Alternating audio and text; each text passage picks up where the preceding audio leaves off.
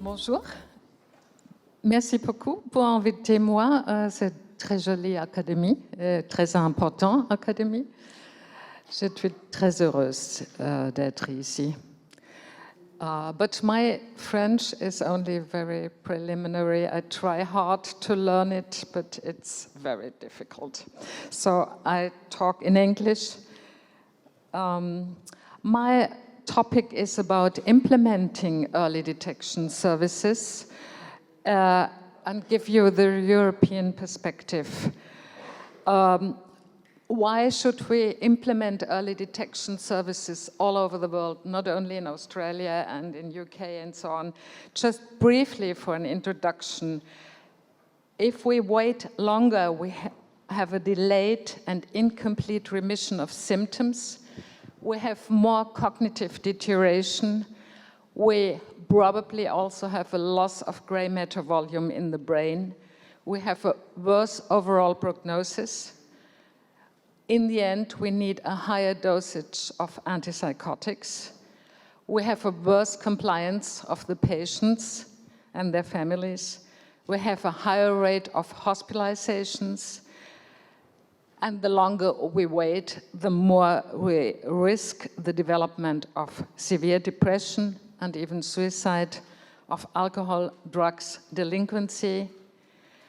We have a stronger impairment of psychological and social development of these mostly young individuals, loss in quality of life. We have, in the end, higher treatment costs and a higher burden for families. So this is just briefly together the evidence, and you can read it in different publications of all these important people sitting around here. This is the evidence why we should implement early detection services everywhere. Also in Paris, more than only one, probably. And now I want to go to my talk. I would just briefly give you an overview of what the European Association for Psychiatry tries to do regarding this. The European Association of Psychiatry is connecting 37 European countries, and we have tried in our section for early intervention to do something about implementing services in Europe.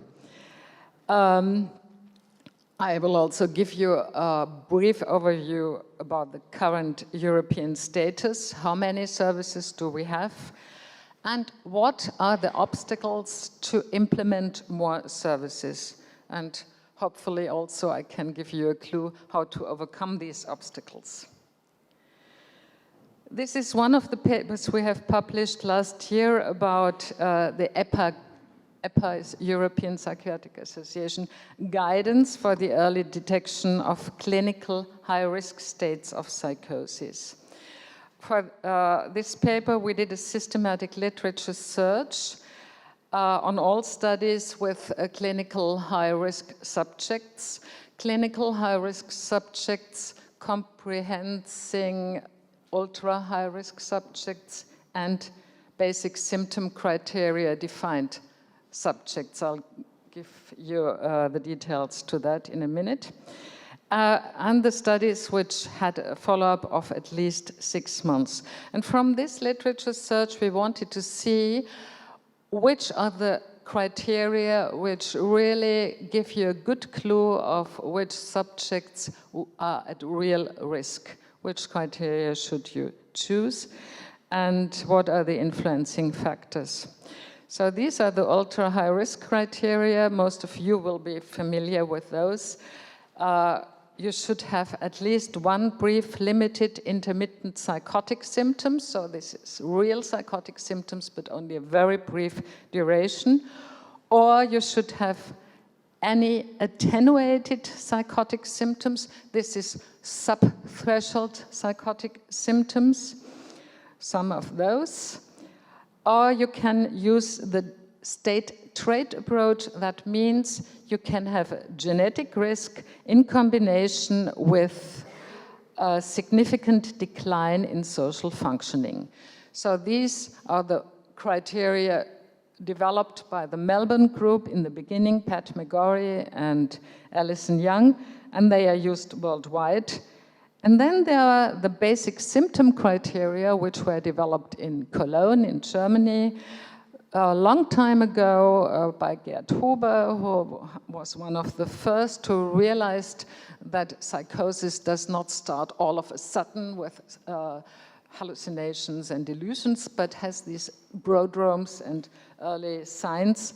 And the basic symptoms criteria were developed further into two subgroups: the cognitive perceptive basic symptoms and the cognitive disturbances. So we chose all studies covering these two patient groups. And after having identified more than 3,000 publications in the beginning, we could reduce them to 45 in the end, which fulfilled our inclusion criteria. And based on these 45 studies, we could show that, in fact, there is quite a high conversion rate, similar to the conversion rate which was shown by other speakers. The overall conversion rate is about 37% in all these studies. So if you use the ultra-high risk criterion and you do a follow-up, 36% of those patients will in fact convert to frank psychosis. And there are a few studies using the basic symptom criteria only. And within that, there was especially the cognitive disturbances criterion, which had quite a high prediction accuracy. You see here two studies. One is a bit an outlier, has got some methodological problems, but also here, the other study, it's about 40%, which you find will, of patients who will make a transition to psychosis, having fulfilled these criterion. And of course, several studies have combined both criteria. So the recommendations we drew from these analyses were six recommendations, which we published as well. One should use these three clinical high-risk criteria, at least one transient psychotic symptom. So if a patient has had at least one transient psychotic symptom, he is at risk, he or she, or at least one attenuated psychotic symptoms, or at least two self-experienced and self-reported cognitive basic symptoms. So the cognitive basic symptoms, they are self-experienced. That's what the patient tells you, that he had peculiar problems with thinking, to put it together just briefly. Recommendation 2, genetically increased risk should not be used as a predictor for the next future. So it's a genetic risk, of course, is a risk, but it's not saying you that this patient will develop psychosis within the next few years, because it's more long-term, a long-standing risk. Recommendation 3, decline in occupational or social functioning also is not an obligate requirement according to our analysis. But of course it should be considered regarding need for treatment, but not as a risk indicator. And what we also found is that the clinical high-risk criteria should only be applied in persons which are already distressed and seeking help. So it's no use going to the streets and asking whether they had had a psychotic symptom briefly once or attenuated psychotic symptom, but it's really persons who seek help because they're in distress because of these symptoms. Also, the criteria should be used at utmost care in children and young adolescents. They can, however, be used in late adolescence. And lastly, only trained specialists with sufficient experience in clinical high risk should carry out the assessments. It's quite a difficult job to do these assessments, and I'll show you how we do it in a minute. So you need really good trained specialists. And specialist early detection services should be prepared to give advice to all other professionals, maybe psychiatrists in a private practice or whatever, whether this person is at risk or not and should be referred to an early detection center. So all in all, I think, and I hope you all agree, that there is enough evidence for establishing early detection services. We know how we do it, and 37% conversion rate is quite a high rate. So what we should do in these early detection services is, of course, not only detecting people at high risk for psychosis, but very often we already detect people with long-standing frank psychosis, which was never diagnosed until then. And the third thing, which is very important in my eyes, is that we also do differential diagnosis. And we had all sorts of other illnesses behind the so-called prodromal or psychotic symptoms, from epilepsy to brain tumor to encephalitis, and we detected these sort of illnesses as well. However, as I said, we do not have so many early detection services. How is the status in Europe? There is a lack of broad implementation of centers.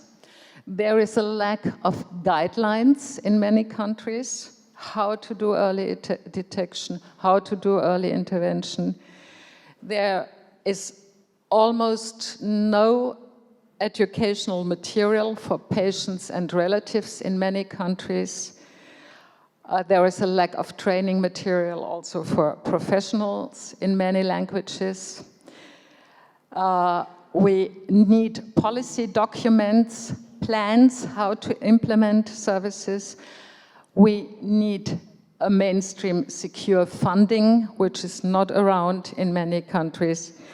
And we need more comparisons between countries, in between EU countries, for example. And this is why in our section on prevention in the European Association, Nadia Maric and myself have decided to do a survey in all these 37 European countries. And I show you the preliminary results. It's not yet published, and we have a second or a fourth go probably with a questionnaire for definite data. We started in 2016. We developed a questionnaire, sending it to all presidents of all national psychiatric associations via the the president of the European Psychiatric Association. And unfortunately, the questionnaire was only answered by 22 of the 37 countries, although we had written 3 times until then. And of those 22 countries, only 12 said they had implemented early detection and early intervention services. So half of those who had answered had services. Interestingly, those had the services already since, on average, 10 years. The range was in between 2 and 17 years, so some were very early, 17 years ago. Most of them, almost all of them, had combined early detection and early intervention, at least early intervention in high-risk patients. And most of them included adults and adolescents.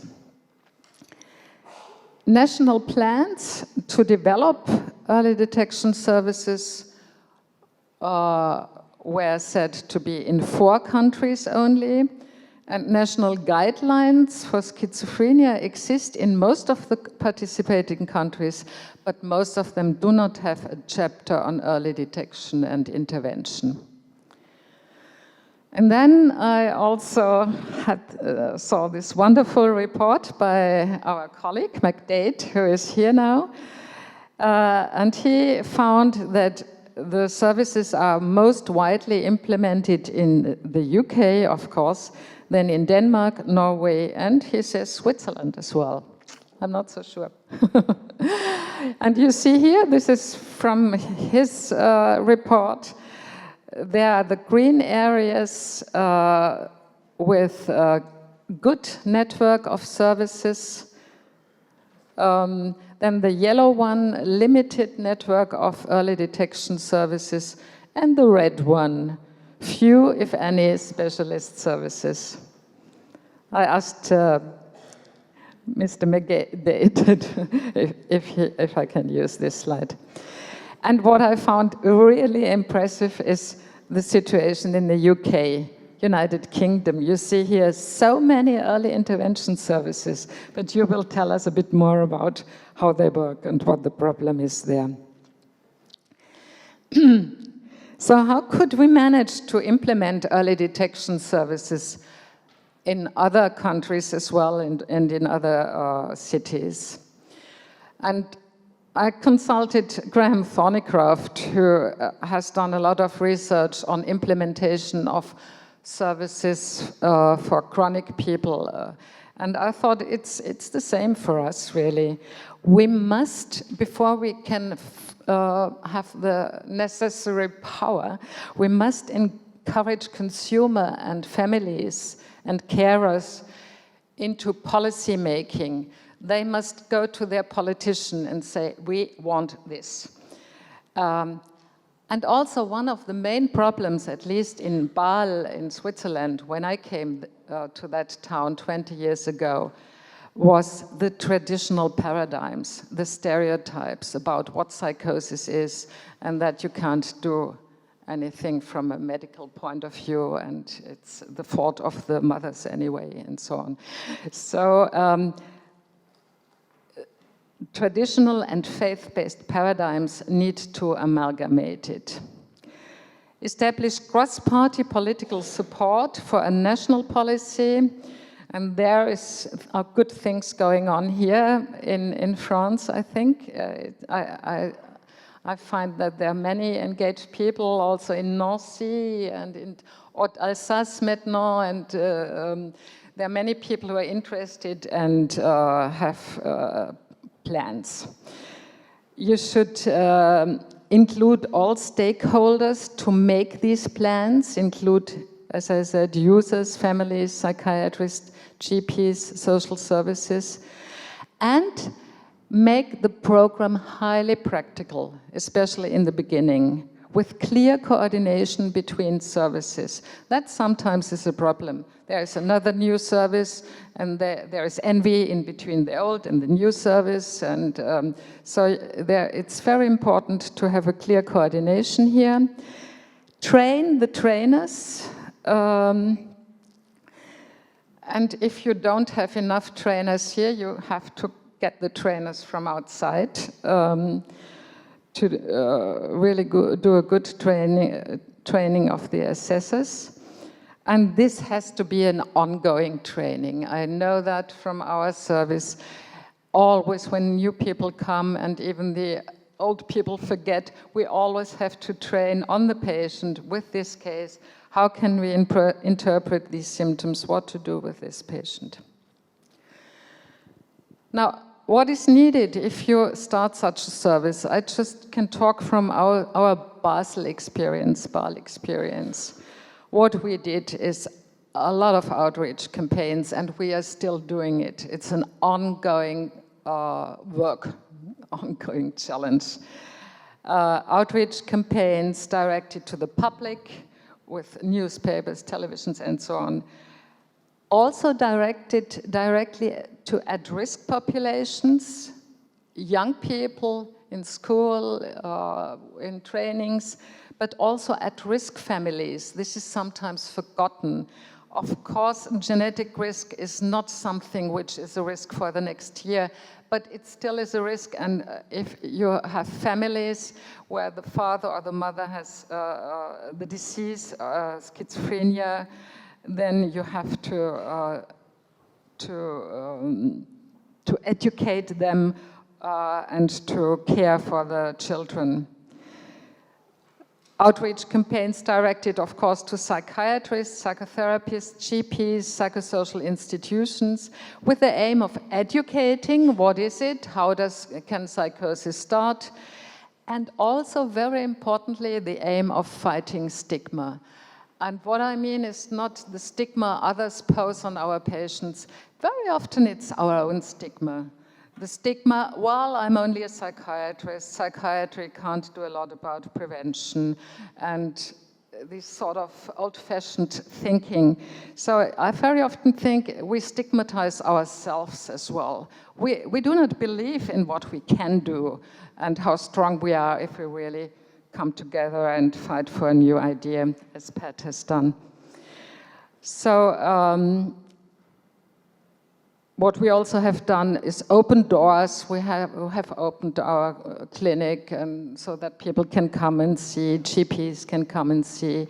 We do talks and workshops at the marketplace when there is some sort of university thing or something.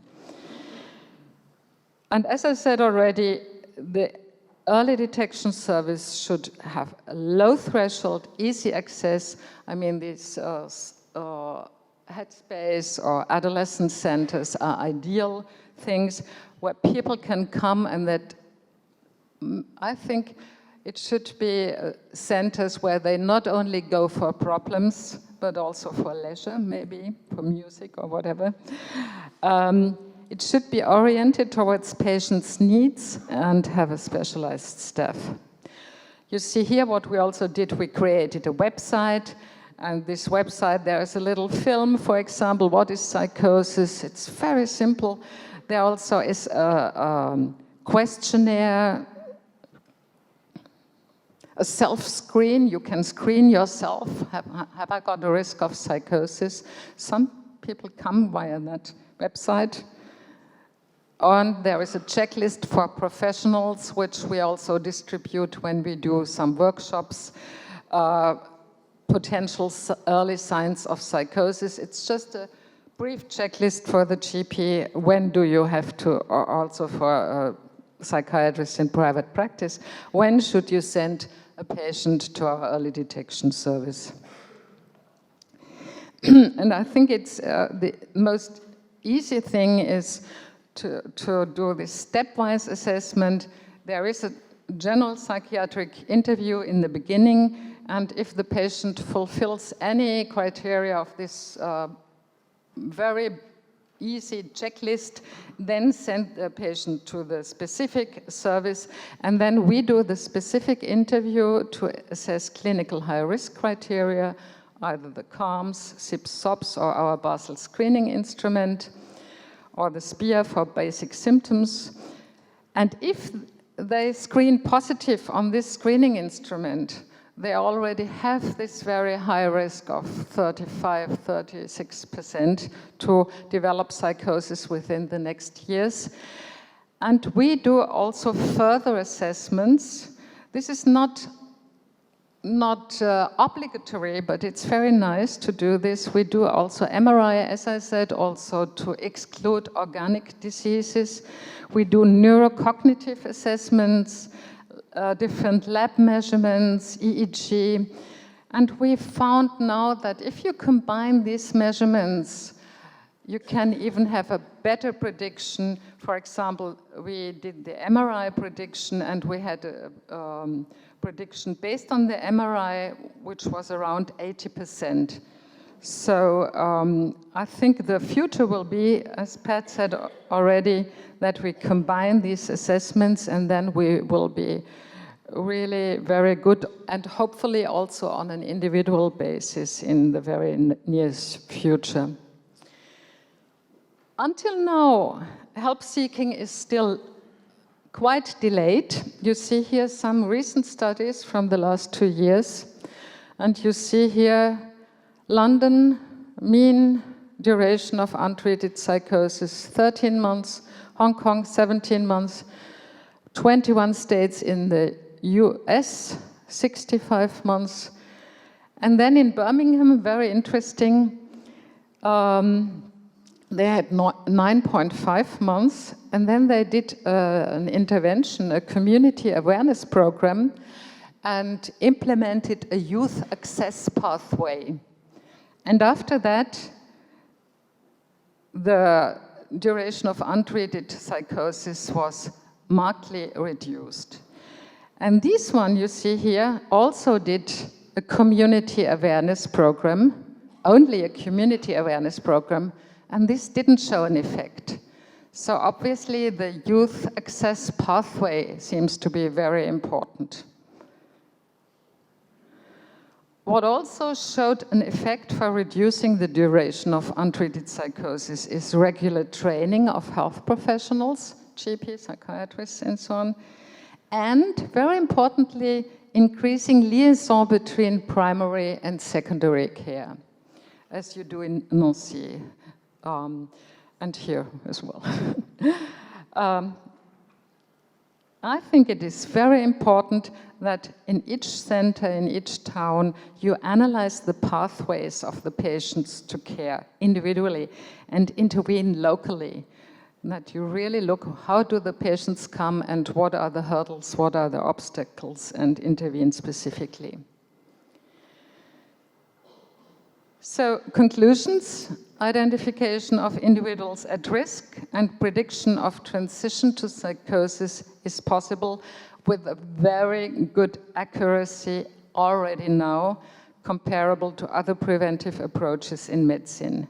And it's going to be even more improved with new modern methods.